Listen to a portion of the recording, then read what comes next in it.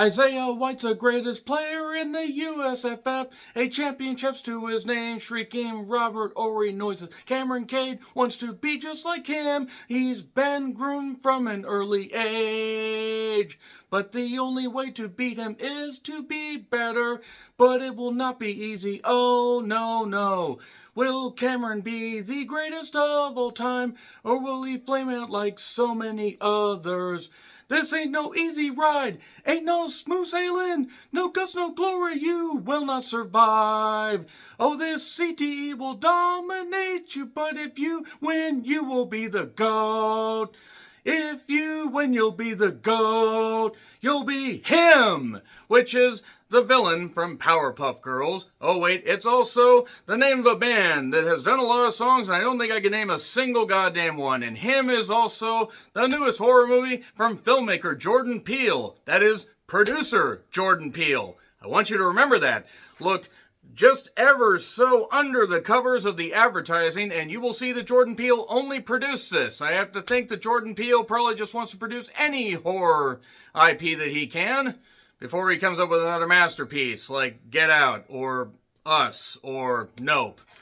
Anyway, yeah, producer Jordan Peele brings us this that got quite the marketing campaign. I mean, an insane marketing campaign. I was seeing ads for this a number of months ago, and it looked lavish. It looked impressive. Marlon Wayans, yes, one of the Wayans brothers, in case the last name didn't indicate that, is Isaiah White, one of the greatest, actually the greatest player in the USFF. Yes. If you thought the XFL was a dumb name, if you thought the XFL and the USFL and whatever Human Centipede together was a bad idea, here's this. If you can't afford to actually have a real sports league in your man, come on. I mean, I know the NFL has problems, but come on. Anyway, let's not tip my hands to how I felt about him. Let's talk about the fact that Marlon Wayans in a dark comedy with a lot of horror elements could actually be a nice, neat little spin. Marlon Wayans actually has proved himself to be a pretty accomplished actor, and he is thinking of stepping down because he's been doing this for a while, and he has battled, and he is rich, and he has a lot of fans, and he has a lot of adoration. And Cameron Cade, played by Tyreek Withers, who was in the most recent I Know What You Did Last Summer. He was the idiot on the boat. I'm sorry. He was the guy on the boat. I should have led with that. Okay, so basically, Cam has been raised from an early age to be him, be the greatest. His dad wanted him to be the greatest.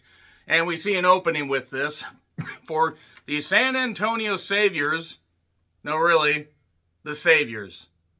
Nice, non-subtle shit right there, filmmakers. By the way, this was written and directed by Justin Tipping. I reached my tipping point with Justin Tipping. I just want to say he's done television. And this is also written by Zach Akers and Skip Bronke. I think everybody needs to skip back to doing television after this. Look, HiM had me by, literally the cojones. I was, being practically compelled to go to the theater. I couldn't wait to see this goddamn thing because from the trailer alone, there were some cool visuals dealing with the idea of sacrifice for any sports athlete, but especially if you want to be the greatest of all time. And football is a contact sport.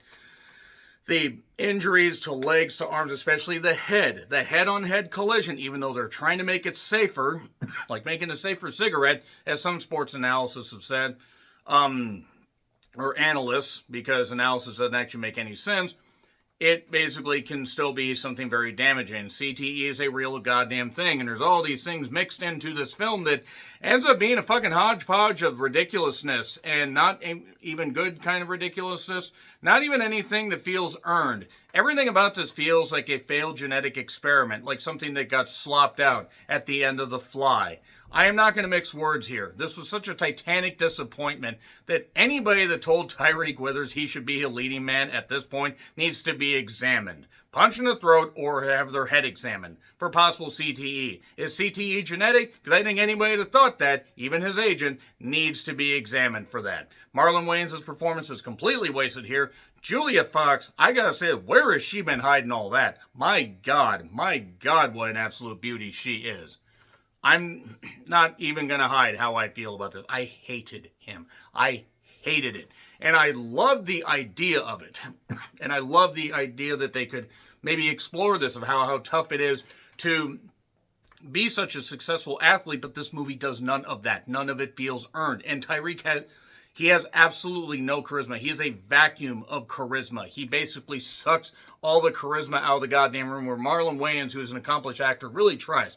And don't get me wrong, Tyreek looks great in 8x10 and is very photogenic. The man is in great shape and I'm sure is a nice guy, but this was an abomination. And there are other characters that are sprinkled throughout this. The best way I can describe this is an attempt to be a bloodier version of Opus, where basically we are in an isolated area for most of the goddamn movie, and there's a central theme of one character having to basically fight to do something. That's basically a little bit of it. I mean, Opus is an entirely different movie. I also think I might have liked Opus more than this. I did not like this at all. I really, really had a problem with this movie. And then that problem got compounded by several other problems, to the point I was like, okay, have these guys actually ever done a movie? It actually turns out Justin has done a couple feature-length movies, none of which I have heard of. Maybe I'll check them out. They couldn't be any worse than this. But everything is telegraphed, and that's fine if you have a story that can carry you along, or if you have horror elements that aren't just dropping the sound down really low and boom, doing that. And also, the original title of this movie was Goat, which makes a lot more sense given what happened. I mean, in the sense there are literal goat, like people dress like goats and stuff like that. And I'm sorry, that's a bit of a spoiler, but if you've seen the trailer at all, you know that this is the case. But that being said, I am going to get into spoilers. Just, this is so fucking... Julia Fox looked great. I mean, looked fucking amazing. I mean, my God, her in that freaking, disco ball type dress. Good Lord. But yeah, Marlon Wayans' performance was wasted, and Tyreek was terrible. 3, 2, 1, spoilers. So, basically, we see the opening with Cam watching the San Antonio Saviors and the injury that Isaiah had. And his dad trying to inspire him. The dialogue is abhorrent. Absolutely terrible. It took 3 people to write this, and I think they actually used a botchy AI program to write the rest of it. And from there, we smash cut to Cam as, a prospect. Doing pretty well, doing some good stuff and everything, and getting, getting better at football. And then there is this point where he's on this field, he's throwing the football, as they say. Is that right, Grandpa? Boy, I sound old saying that. And the goalposts are shaking, and then the ball is spinning on the ground. That constitutes horror in this movie. That's actually probably the most horrifying thing, is that they managed to get a shot of a spinning football like that. But then suddenly, the goat thing with the hammer hits him, and he has staples in his head. Because CTE, a concussion, that's the thing. If you don't give your brain time to heal, it is going to be bad. Concussions are terrible. I've had a couple. And I am in no way, shape, or form a fucking athlete. It's work accidents, that kind of stuff. One was in a car accident. They're terrible. If you don't give your brain time to heal, you can't rattle your brain around like that. You really shouldn't even hit your head. And I've done that a few times in videos. And even, smacking yourself in the head. You probably shouldn't do that. And Cam starts to have all the trademarks of dealing with the after effects of CTE, some rage, that kind of stuff. And then eventually, soon after, he has an interview. He has a girlfriend, high school sweetheart. I don't remember the actress's name or the character's name. It's really not important for the purposes of this equation beyond like one minor story element that basically gets glossed over. He's getting an interview, and he's ready to go to do the USFF combine thing, because again, they can't afford to say NFL, and he basically is having issues. He also does a party at one point where there's loud booming music, which is perfect to have when you're dealing with a fucking concussion. You don't want loud noises and everything. But he doesn't end up doing the combine-like thing because he starts freaking out, getting upset because people are kind of pulling him in 2 different directions.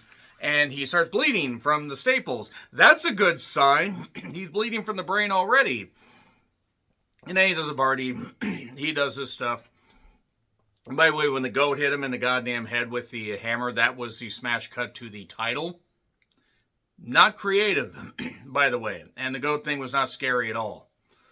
So, there's this thing about the dad has passed away. It turns out later, by the way, and I'm just going to spoil this right now, because spoiler section, but also I don't want to forget, he had an argument with his dad just before he died. His dad was in service, his dad died, and he told his dad he did not want to play football anymore. His dad was disappointed in him because his dad wanted him to be great, wanted to do all this stuff. And now he's playing football basically to live out his dad's dream and honor what his dad's efforts meant, putting all this into it. But it's not actually his dream. So even though he's pushing himself, he's working out, he's basically breaking his body down and all this, he's not doing that well. But then we see that he gets an offer from Isaiah White, that is Marlon Wayans' character, to come to his compound. That's like a fucking bunker. It's like a mini Alamo Dome with how big this place is. It's like a dome house out in the middle of buttfuck nowhere. We have some crazy fans, a crazy blonde that slams on the window, "We don't want you here." More on that here in a minute. And he talks to Isaiah, Cam does, and there's going to be no phones, no social media, no kind of stuff, no Pornhub, no PornTube, none of that. And also, there's talks of, animals living off the land, that kind of stuff. Talks of Native Americans, playing, how football got started, playing against the white man, this kind of stuff. They had to be smarter than that. And then the forward pass, all this stuff that was just thrown at us, which may or may not be totally based in reality, but I digress. What ends up basically happening is he mentions about, at one point when Isaiah is getting a blood transfusion, or all this stuff, and you see the name White on there, on this deal, it is basically, him getting a blood transfusion, just this kind of stuff. But you think, oh, okay, it's him. It's just him. Don't worry. It's like the last name White and all this stuff. And it's totally fine. It's totally normal. And then he is also, he keeps his blood when it's necessary. He keeps his blood in packets and is ready to take it when necessary, basically like refresh himself, whatever holistic bullshit medicine he believes in, doesn't matter. And then basically this is going to be a week-long thing where the days are numbered, as they are in reality also, and each day has a theme. And we have day one, fun. That is where they kind of get to know each other. There's some stuff doing passes, working out, all that. And he's taking ice baths, healing his body. And then the trainer, I believe the guy named, the agent, his agent is named Tommy. I forget what I recognize the actor, but I can't remember the character, or the character's name. It's really not goddamn important because these names just get blown by and their characters are not very fucking developed. But basically, he is there with anything. He is there to help him, fix like his shoulder at one point. His shoulder gets, popped and that kind of stuff. And his arm's suddenly even better, even though he's right-handed. But he's taking ice baths, doing all this like, stuff to heal his body. But persistent head trauma and all that stuff and the staples and all that. And every time he gets a needle full of blood, or medicine, whatever it might be, it's the blood, by the way, he suddenly is feeling better, and we see a shot of the skeleton, kind of forming all this. And then we get day 2, poise, day 3, leadership, day 4, resilience, day 5, vision, day 6, sacrifice. So throughout all this, we see, can, he handle the pressure? Can he handle being a leader? At one point, they're on this, like, little arena football-like thing that's in this giant, mini Alamo Dome compound. Where, I say Alamo Dome because San Antonio, so, like, one person that is watching this will get what I'm talking about. And there's this game that's played where he's got to throw this pass in 2 seconds. While this other guy that's part of this team stands in front of this, basically this, thing that shoots the ball out. But it's not like a baseball where you hit it. It's a football where you have to catch it. The problem is this guy's catching it with his face because he has his hands behind his back like that. Every time he doesn't throw a pass in 2 seconds, or anytime he misses a pass, the guy takes the ball to a face. Or a face, his only face. He looked like he had 2 faces by the end of this whole thing. But this is supposed to be just a fucked up thing where he's like telling him, get your fucking shit together. Boop. And no guts, no glory is a thing that Dad said. This is a thing that, has been passed around like a joy at a college party. And, that's something that the dad instilled in him. That's also something that basically Isaiah lived by. And the whole theme of this is basically Isaiah's in a contract year. And he's thinking of retiring. He's not sure how to handle this retirement. And he also mentions about this blood and this kind of stuff and how it's helped him. And mentions more about the Native Americans and stuff being passed down to their fiercest warrior. These skills and this and all this knowledge and stuff like that being passed down. I wonder how it's been passed down. It's been passed down through the blood. Through the blood, by the way. That's literally what they're doing, which sounds a lot more interesting than it actually plays out. Now, he also wants to stay loyal to his girlfriend who is stuck with him through thick and thin. She even said during that party, you don't have to do this to be great. You have other ways you can be great. Because she truly loves him. At least I guess that was the implication.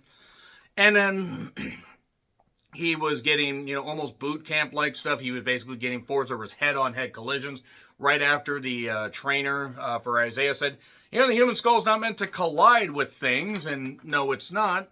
And then basically, Marlon's just putting him through torture, putting him through all kinds of torture. Tyreek just has this blank fucking expression. He has absolutely no goddamn charisma at all. Nothing. It's one thing for an idiot like me to talk about that on a YouTube review, but if you are in a movie, you gotta have some kind of personality. It's like watching Micah Monroe, except I think Micah's actually somewhat better, which is saying something because she's not very good. But yeah, Tyreek kind of sleepwalks his way through this whole thing. He's freaking out because he hadn't been able to contact his family. We hear that his family's been trying to leave him messages. Eventually, he makes a phone call to his brother, and it's his mom's birthday. He's trying to say hi to her. But then suddenly, somebody shows up, and it's the trainer. And the trainer is talking. And have I skipped over things? Sure. There were a lot of things packed in, and this movie really does feel like a failed experiment, like a couple short film concepts that just weren't enough to flesh out into a feature-length movie. And again, the idea of CTE dominating you and, this all being in your head or whatever, the psychological damage, the emotional damage, the whatever, that can be something to dive into. This movie just refuses to dive into any of that. And the trainer basically tells him that, he has no life. He doesn't have any kids, but he wouldn't be able to see them if he did. And then, another thing that has basically been said by Isaiah is, they say God, family, football. I say football, family, God. Pointing it in reverse. And he is tired. He basically says, you're a good guy, Cam. Find your own greatness. Don't be like me. Be better. It's like he's setting him up to get this ready. It's like a never-ending cycle of people get praised, poised, they get propped up, and then they get spat out, which sounds, again, like something that would be great, that would be heartbreaking. It's not, because all these people feel like caricatures. They don't feel like any actual people you could ever even somewhat buy into. And then there's a point where Julia Fox, who, again, just looks fucking amazing, and my God, where has she been hiding all that? Enough of that. She is kind of, I guess she's Isaiah's wife, I guess. I don't really fully know. And then there is a thing where at day 4, resilience, they're doing some stuff and whatever. And around this time, we get them in a sauna. He basically gives that speech, don't be like me, be better. And then, Cam is sitting in there, and suddenly that weird blonde girl that slammed on the window says, we don't want you, crawls out from under the bench. I don't know how long she'd been there. I don't know if there was a path for her to get in there, a tunnel, doesn't really matter. And all of a sudden, She picks up one of the rocks that's in the sauna and is going to smash him, but then he doesn't, and he ends up basically just choking her out and this kind of stuff. But then he ends up basically, like running out, and Marlon, or Isaiah rather, ends up, I believe, stabbing her or something. I mean, he could have killed her with his dick with the way they made it look and the way they shot it. And he kisses her, and then that's it. So that's the price of fame. There's never a day of rest when you are God, because he's bought into his own hype. And there's also two weird guys that are like almost like her disciples, and again, there are just things in this that just, it's not that they don't add up, they just don't add up to anything meaningful. That is really what it is. Just a series of happenings with nothing of substance happening. And then they're going to take a break. They're going to do some hunting. And basically, there's targets. There's these stuffed animals. There's these, things of like old jerseys and football helmets. And then suddenly something is propped up in an old mascot. And that's another thing that was referenced earlier. Be the best, or you could be a mascot. Basically, you could wash out and all that. So, what's the opposite of a king? What's the opposite of this? A mascot. Like the court jester. And he's going to shoot him, or he's going to shoot this mascot thing, but then suddenly, Isaiah kind of distracts him. And he says, how about this? You hit it, I'll give you anything you want. You miss, I take your youth. And the guy says, oh, how about this? He says a couple things. Tyreek has all the charisma of a fucking corpse. And he's starting to get more confident because he's realizing that maybe he is better than Isaiah. And he will end up being greater than him. Because he's buying into all this stuff. And then day 6 is sacrifice. There is this big old party that they go to, where his agent is there. The owner of the San Antonio Saviors is such a stupid fucking name. Saviors. San Antonio Saviors, by the way, not San Antonio. Legendary city as far as professional wrestling goes. Maybe not territorial wrestling. Joe Blanchard didn't know what the fuck he was doing. Nevertheless, essentially, they had this party. Julia Fox, once again, just fuck. Goddamn, what a beauty. And there was also an earlier scene where she had a bunch of strippers and he was worried about he cheating on his girlfriend. But, I mean, Julie Fox is great. That being said, this is all about sacrifice. The owner is there. It's all been set up. All this is going on. And then suddenly, he's got like all this. He's got like the final little bit in him. The final little bit of blood or whatever it is. And he grabs the trophy and he's going to go kill his idol that's been watching TV on this goddamn screen. It looks like an eye. And there's a few cool visuals, but that does not a movie make. And basically these two end up fighting, because only one can walk out that tunnel and the other is going to stop him. There's always somebody that's going to replace you. And they have a fight where basically Isaiah ends up breaking his, Cam's left arm. But then Cam grabs a helmet and is mentioning about this and basically makes a reference. What's the opposite of, the mascot? And he hits him with a helmet and he beats him up. We get these skeleton images fighting. It's like Skeletor for dummies. And they're fighting. And I don't even want to do the Skeletor voice because this movie doesn't deserve that. But he beats him up. He destroys him, by the way, with one arm. So he's beating him up with this arm. And that's it. Movie over. Oh, wait, no. He suddenly goes out into this little open field area that's like this ceremonial thing. Like it's fucking Midsummer. Without the talent, or the intelligence, or the good writing, or the good performances. I would like to see Marlon Wayans in Midsummer. That would have been funny. It would have taken Archie Madekwe out of it. Nevertheless, the idea is he sacrificed so much, he killed his idol, he did all this, and now he has a chance. He has a chance basically to make the ultimate sacrifice and sign this contract. He has everything he ever wanted. But his dad instilled in him no guts, no glory, this kind of stuff. but his parents, or his mother and others wanted the best for him. They want him to be great, but they won't be disappointed if he doesn't end up doing it, because he's still their kin and they love him.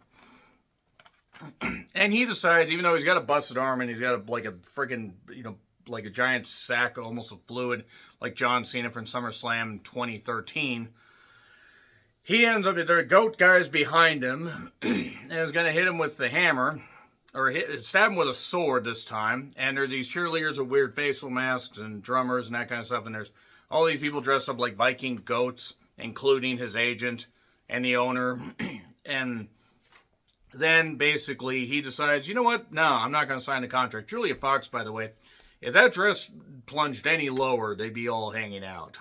But look great.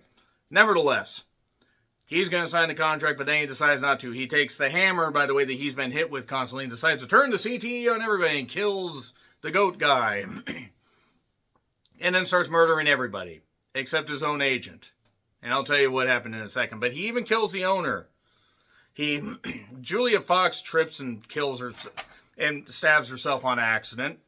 It's like the end of the home, except the end of the home at least somehow was kind of good compared to that. Which is saying something, because that didn't necessarily feel earned, but it felt more earned than this. And then he's just killing people. He's doing all this with one arm, by the way. He's stabbing people. He's doing all this. He's killing people with weapons, killing people with his fists. And then he ends up basically having his agent sacrificed on this altar thing, because they gotta sacrifice somebody. And that's basically it. The agent ends up exploding. Cabin in the Woods style. No. Ready or Not style. Actually, Cabin in the Woods style would work too. And then he just walks away. And that's it. We cut the credits. We fucking cut the credits there. Nothing about he ended up going home covered in blood. And hey, Mom, I ended up in the sacrificial ritual, but I'm okay. It's not that I didn't get it. It's that it wasn't worth getting, like, as far as anything other than just a concept, a series of experiments, and a bunch of bullshit. And that's what this movie was. It was a bunch of goddamn bullshit. It wasn't any good. It wasn't worth... It was only worth me ranting on because this was really fucking bad. Besides Julia Fox looking amazing, Tyreek has no fucking charisma and cannot be a leading man, at least not at this point. And Marlon Wayans, any good stuff that he had in this, where he was trying, it was wasted. Possibly one of the worst movies of the year. We'll see, because I've seen a lot of stuff. So agree, disagree with what I said, like, share, subscribe, Twitter, Letterboxd, Blue Sky handles in the description. I'm John Whitland, and until we're him again, happy trails to you.